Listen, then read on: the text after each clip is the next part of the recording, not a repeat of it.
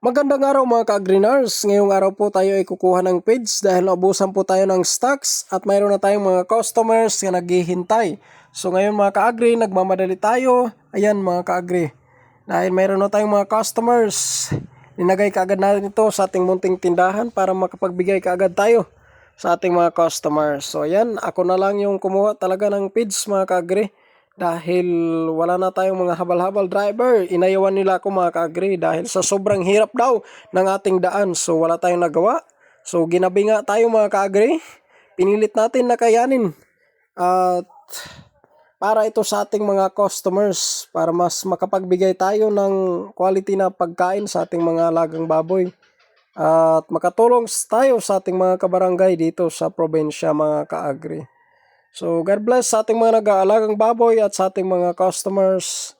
Nagpapasalamat tayo dahil nakapaghintay sila.